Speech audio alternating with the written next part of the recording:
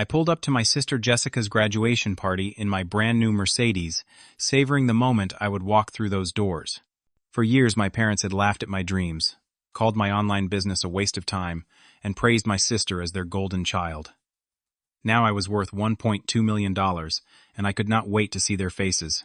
The familiar knot of anger and vindication twisted in my stomach. Before I dive into this crazy journey, drop a comment letting me know where you are watching from, and hit that subscribe button if you have ever had someone doubt your dreams. I grew up in a quiet, middle-class neighborhood in Westchester, Pennsylvania, where success had a very specific definition according to my parents.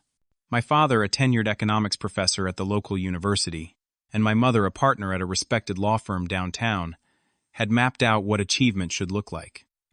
Their world revolved around academic credentials, traditional careers, and the respect that came with conventional success. From an early age, I was curious about how things worked. While other kids played sports, I would take apart old computers and try to rebuild them. My room was cluttered with circuit boards, wires, and computer parts that I had salvaged from garage sales. This fascination with technology did not translate to stellar grades, though. I was a solid B student, smart enough, but never exceptional in the way my parents hoped. "Avery, you need to apply yourself more," my father would say during dinner, peering at me over his reading glasses. "You have potential, but you lack focus." My mother would nod in agreement, adding, "Look at the Marshall boy next door. He is on track for valedictorian and already has offers from Ivy League schools." Then there was Jessica, my sister, 4 years younger, and everything I was not. From the moment she entered kindergarten, she was a star. Perfect grades, perfect extracurricular activities, perfect everything. She played violin in the youth orchestra, captained the debate team, and still maintained a 4.0 GPA. My parents never missed an opportunity to remind me how different we were. "Your sister got another perfect score on her math test," they would announce proudly at dinner, while my math worksheet with a B+ was stuck to the refrigerator with a plain magnet nearly hidden behind the grocery list. Our living room walls told the story clearly. The east wall was what my mother called the wall of achievement.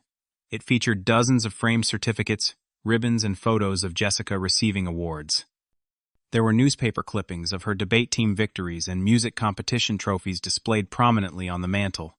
My contribution to that wall was a single 5x7 frame with my high school graduation photo tucked away in the corner where it blended into the wallpaper. Sometimes I wondered if visitors even noticed it was there. The summer I turned 14, my world changed when our family got high-speed internet. While my parents saw it as a research tool for school projects, I discovered a universe of possibilities. I spent countless hours on forums learning about web design and online entrepreneurship. I read stories about teenagers who had built websites in their bedrooms and turned them into profitable businesses. "Did you know this kid in California built a website that gets over 1 million visitors?" I once excitedly told my parents over breakfast. "He makes more money than some adults, and he is only 16. My father lowered his newspaper slightly. "And for every success story like that, there are thousands of failures you never hear about. Focus on your studies, Avery. That is the reliable path to success." My mother patted my hand sympathetically. "Your father is right, dear. The internet is full of exaggerated success stories. We just want what is best for you." What they did not understand was how the digital landscape was changing everything. I created my first website at 15, a simple page about video game reviews. It looked terrible by any standard with flashing text and mismatched colors, but it was mine. I earned a total of $12.33 from ad revenue that year, and it felt more rewarding than any grade I had ever received. By the time I reached my senior year of high school, the pressure to choose the right career path became intense. My parents had always assumed I would follow in their footsteps. Law, medicine, or academia were the only options they considered legitimate. "What about computer science?" I suggested during a college planning discussion. My mother exchanged a concerned glance with my father. "Avery, that is just not a stable career path. Law has been good to me, and your father has tenure. These are careers with security. But technology is the future," I argued. "The biggest companies in the world are tech companies now." "Those are exceptions," my father dismissed. "And those founders typically went to elite schools and had exceptional minds. You need to be realistic about your prospects. The conversation ended with me agreeing to major in economics as a compromise. I told myself it was close enough to business that I could still pursue my dreams of entrepreneurship while satisfying my parents' desire for a serious degree. That night, I locked myself in my bedroom and cried for the first time in years. Not loud sobbing, but quiet tears of frustration and isolation. I felt like an alien in my own family, speaking a language no one else understood or wanted to learn. My sophomore year of college marked the beginning of my first real business venture. I had been saving money from my part-time campus job and had accumulated almost $3,000, every cent of which I invested in creating an online marketplace for handmade crafts. This was before Etsy had become mainstream, and I believed there was a market gap for artisans looking to sell their creations online. I spent weeks learning about e-commerce platforms, payment processing systems, and web hosting. I skipped parties and study groups to work on my site, sometimes staying up until 3 in the morning to perfect the design. When the site was finally ready to launch, I was bursting with excitement and pride. I scheduled a video call with my parents to share the news. I remember sitting in my dorm room nervously adjusting my webcam, practicing my pitch before they connected. Mom, Dad, I have something amazing to show you. I began sharing my screen to display the website homepage. I built this from scratch. It is a platform for artisans to sell their handmade products online. I have already recruited 25 sellers with unique products. There was a moment of silence as they looked at the screen. My father cleared his throat. Avery, you built a website to sell crafts? He sounded confused, as though I had just told him I was planning to become a professional bubble blower. Not just to sell crafts, I explained, my enthusiasm dimming slightly. It is a marketplace that brings together buyers and sellers. I take a small commission on each sale. My mother leaned forward. Honey, is this what you have been spending your time on instead of your studies? Professor Harrington told us you seemed distracted in his macroeconomics class. This is practical application of economics, I defended. Supply-demand market creation. My father interrupted. Son, are you seriously thinking you will make money selling handmade trinkets online? This sounds like a hobby, not a business. Do not waste your time on this, when you should be focusing on internship applications for next summer. Goldman Sachs has an excellent program that would look perfect on your resume. That call ended with me feeling deflated but still determined. I would prove them wrong when the money started coming in. 6 months later, my marketplace had generated exactly $273 in total revenue. After expenses, I had lost nearly all my investment. The platform struggled to attract buyers, and without traffic, sellers began to abandon ship.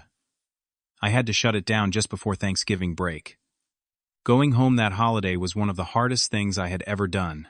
I knew my failure would come up, and it did in the worst possible way. During Thanksgiving dinner with aunts, uncles, and cousins gathered around, my uncle innocently asked about my studies. Before I could answer, my mother jumped in.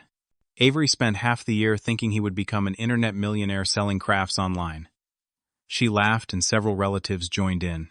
My father added, Meanwhile, Jessica just won the state science competition and is already being recruited by top universities as a sophomore in high school. Jessica beamed from across the table, while I stared at my plate, pushing mashed potatoes around with my fork. I wanted to disappear. That pattern continued through the rest of my college years. I launched a second venture, an online course platform for hobbyist photographers, which failed after 8 months. Then came a tech blog that generated some ad revenue, but never enough to be sustainable. Each failure was met with increasing skepticism from my parents and more glowing comparisons to Jessica's achievements. By senior year, Jessica had been accepted to Harvard on a full scholarship and was being featured in local newspapers for her research work with a prominent professor.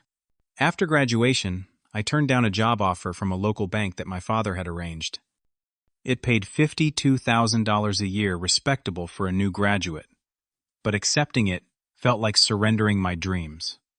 I want to give my online business one more serious try, I told my parents. The response was swift and harsh. My father stood up from the dinner table, his face flushed with anger. We have supported you for 4 years. while you played entrepreneur between classes. We paid your tuition, so you could get a degree and a proper job. And now you want to throw it all away. It is not throwing anything away, I argued. The skills I learned in college will help me build a better business. Then you will do it without our support, he declared. If you turn down this job opportunity, you are on your own financially. My mother looked torn but ultimately sided with my father. Avery, we just want what is best for you. This obsession with internet business, it is not healthy. I moved to a tiny studio apartment in Philadelphia that I could barely afford. During the day, I waited tables at a busy restaurant downtown. At night, I worked on my third business attempt until my eyes burned from staring at the screen. My diet consisted mainly of ramen noodles and whatever leftover food I could bring home from the restaurant. That Christmas was the breaking point. I had scraped together enough money to buy modest gifts and drive home for dinner. Jessica had just been accepted to Harvard Law School with another full scholarship. The dinner conversation revolved entirely around her accomplishments and bright future. As dessert was being served, my father turned to me in front of our extended family. So Avery, when are you going to give up this internet game and find a real job? The table fell silent. All eyes turned to me. My business is a real job, I said quietly. My mother reached over and patted my hand. Sweetheart, I have a friend at Johnson & Mitchell Law Firm who might have an entry-level position in their administrative department. It is time to grow up and face reality. Something snapped inside me at that moment. I placed my napkin on the table, stood up and said, "Thank you for dinner. I need to get back to the city." As I walked to my car, I made a promise to myself I would not return to this house until I had succeeded. I would not subject myself to their dismissal and disappointment again. The turning point came unexpectedly about 3 months after that Christmas dinner. I was browsing online forums for small business owners when I noticed a recurring complaint: existing project management software was either too expensive for small businesses or too complex for teams to adopt easily. I spent a week researching the market, analyzing competitors, and surveying small business owners in various Facebook groups. The pattern was clear. There was a significant gap in the market for simple, affordable project management tools designed specifically for businesses with 5 to 20 employees. This was not a sexy headline-grabbing idea. It was not going to be the next Facebook or Instagram. But it addressed a real pain point for a specific market segment, and that I realized was what had been missing from my previous ventures.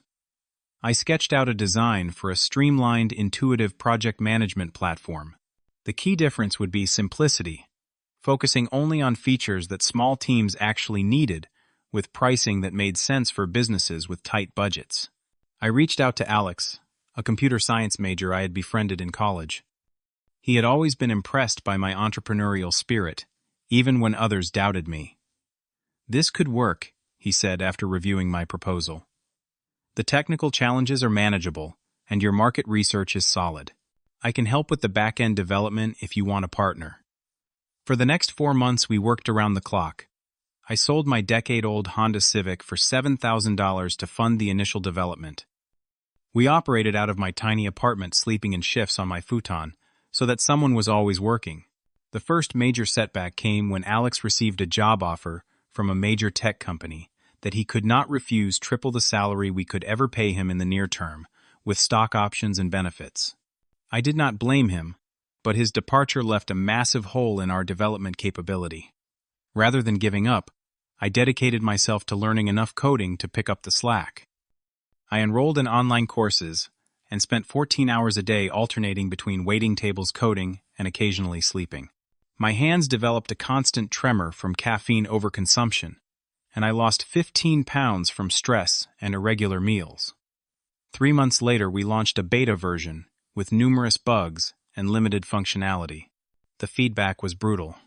Users complained about crashes, data loss, and unintuitive navigation. Our first wave of beta testers abandoned the platform within weeks. This was the moment when many would quit, and honestly, I considered it. I sat in my apartment, surrounded by empty coffee cups and takeout containers, wondering if my parents had been right all along. Instead, I printed out every piece of negative feedback and taped it to my wall. Each criticism became a problem to solve. I hired 2 freelance developers on a revenue share basis. They would get paid when we did. Together, we rebuilt the platform from the ground up, addressing every single complaint. 6 months later, we released version 2.0. The response was dramatically different. Small business owners praised the intuitive design and affordable pricing. Our first paying customer was a local marketing agency with 12 employees. Their testimonial brought in 3 more clients that same week.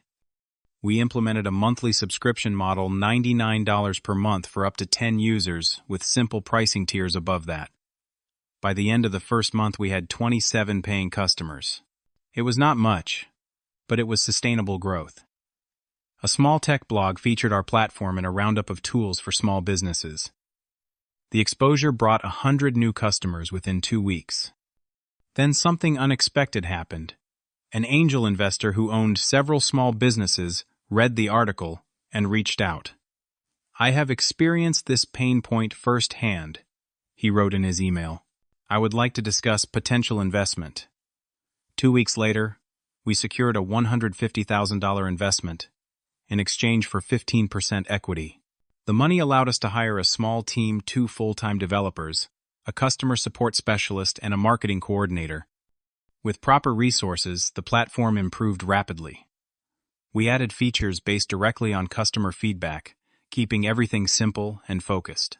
Our user base grew to 500 paying customers within 6 months, then to 2,000 by the end of the year.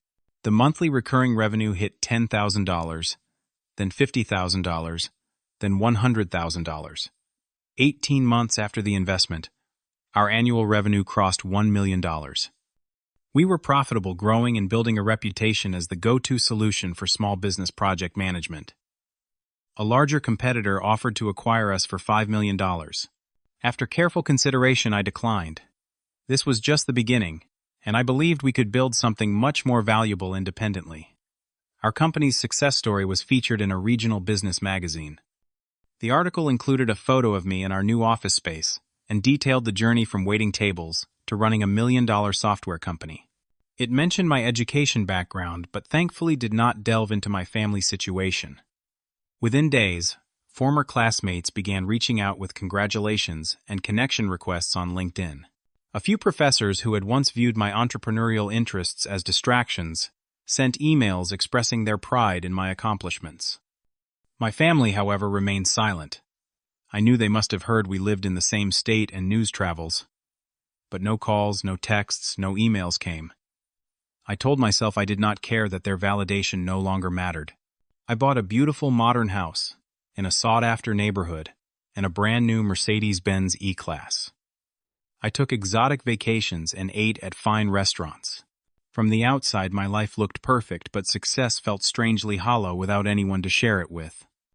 On a quiet Christmas Eve, I sat alone in my large living room, staring at the professionally decorated tree, with presents underneath, that I had bought for myself. I realized that despite proving my parents wrong, I had not found the satisfaction I expected. 2 months later, an email arrived from an address I had not seen in my inbox for years. Jessica's. The subject line read, "Law School Graduation Party, Invitation." The message was brief and formal. "Avery, I am graduating from Harvard Law School next month. Mom and Dad are hosting a celebration at the house on Saturday, May 12th at 4 p.m. I hope you can attend. Jessica." No mention of my success. No acknowledgement of our years of estrangement. No warmth. My first instinct was to decline or simply not respond. But after a few days of consideration, I decided to attend. Perhaps it was time to close this chapter of my life one way or another. I selected a tailored designer suit for the occasion and purchased an extravagant graduation gift, a premium fountain pen from Mont Blanc, that cost more than most people's monthly rent. It was excessive, perhaps even petty, but I wanted to make a statement. On the day of the party, I deliberately arrived 20 minutes late, pulling up in my gleaming Mercedes. The driveway was full of cars, so I parked prominently on the street where everyone could see my arrival. The conversation stopped as I walked through the front door. My mother was the first to spot me, her champagne glass freezing halfway to her lips. My father, in mid-conversation with one of his colleagues, turned to see what had caused the sudden silence.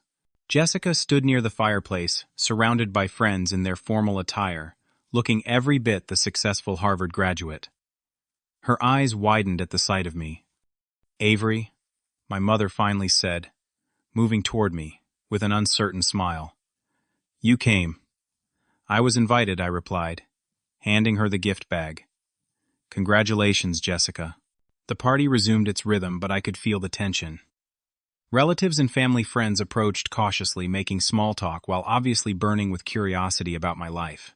I answered questions vaguely, not wanting to appear boastful, yet not hiding my success either. My father maintained his distance until the time came for toasts. He clinked his glass, calling for attention, and delivered a speech about Jessica's dedication, intelligence, and bright future. He talked about the family's pride in her accomplishments and the great things she would achieve as an attorney. Not once did he mention me or acknowledge my presence.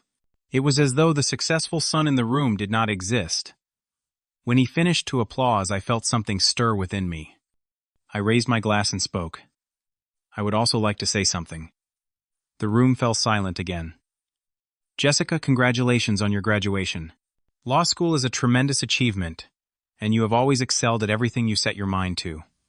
I paused, looking around the room at the faces that had once witnessed my humiliation at family gatherings. Some of you might be wondering where I have been these past few years. While Jessica was studying law, I was building a company that now serves over 10,000 businesses worldwide and generates $1.2 million in annual revenue. Murmurs spread through the crowd. My father's face reddened. I wanted to be here today because despite our differences, family matters. Success means little if you have no one to share it with. So here is to Jessica, and to finding your own path, even when others doubt you can. Jessica stood, frozen champagne glass in hand, staring at me with an expression I could not quite read. After the toasts, I made my way to the kitchen for a moment of quiet. My parents followed soon after, closing the door behind them. "Your speech was inappropriate," my father began, his voice tight. "This day is about Jessica, not you." "I know," I replied calmly. "I merely answered the question everyone was thinking." "We heard about your company," my mother said softly. "A colleague showed me the article months ago. And you never called," I noted. "We did not know what to say," she admitted. "We were trying to protect you from disappointment all those years. We never imagined. You never imagined I could succeed without following your path," I finished for her. Tears welled in her eyes. "We were wrong, Avery. I was wrong." My father stood stiffly, struggling with his pride. Finally he spoke. "Your business. It is quite impressive. The revenue figures, the growth trajectory. As an economics professor, I can appreciate what you have built." It was the closest thing to an apology I would get from him. As we rejoined the party, Jessica pulled me aside to the back porch. "I always thought you were wasting your potential," she admitted. "I used to get so frustrated when Mom and Dad compared us, because I was doing everything right, and you seemed to be throwing away opportunities." And now I asked. Now I realized there is more than one definition of success. She looked at me earnestly. "I am sorry for being part of what pushed you away." That evening marked a tentative new beginning with my family. The wounds would take time to fully heal, but the conversation had started.